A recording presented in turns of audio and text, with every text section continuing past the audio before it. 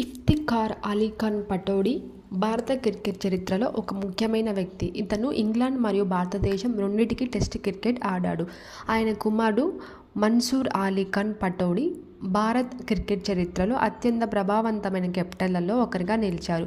ఆయన నాయకత్వంలో భారత క్రికెట్ గణనీయంగా పురోగమించింది. పటౌడీ ట్రోఫీ అనేది ఈ గొప్ప క్రికెట్ కుటుంబానికి నివాళి.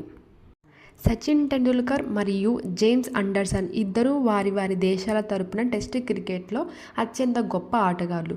టెండూల్కర్ అంతర్జాతీయ క్రికెట్లో అత్యధిక పరుగులు మరియు సెంచరీలు చేసిన ఆటగాడు కాగా, ఆండర్సన్ టెస్ట్ క్రికెట్లో అత్యధిక వికెట్లు తీసిన పేస్ బౌలర్లలో ఒకరు. ఈ ఇద్దరి పేర్ల మీద ట్రోఫీని పెట్టడం ప్రస్తుత తరానికి మరియు వారి అద్భుతమైన రికార్డులకు నివాళి. గతంలో England and Wales cricket board Pataudi trophy పేరును టెండూల్కర్ ఆండర్సన్ ట్రోఫీగా మార్చింది. ఈ మార్పుపై అధికారిక ప్రకటన వరల్డ్ టెస్ట్ ఛాంపియన్షిప్ ఫైనల్ సందర్భంగా జరగాల్సి ఉన్న అహ్మదాబాద్ విమాన ప్రమాదం కారణంగా అది వాయిదా పడింది. ట్రోఫీ పేరును మార్పుపై తీవ్ర విమర్శలు వ్యక్తమయ్యాయి. మాజీ కెప్టెన్ గవాస్కర్ సహా పలువురు ప్రముఖులు ఈ నిర్ణయాన్ని వ్యతిరేకించారు. స్వయంగా సచిన్ టెండూల్కర్ కూడా పటౌడీ పేరు సిరీస్లో భాగంగా ఉండాలని కోరుతూ ఈసీబీకి లేఖ రాశారు. ఈ చర్చల్లో బీసీసీఐ కార్యదర్శి జైషా కూడా పాలుపంచుకున్నారు.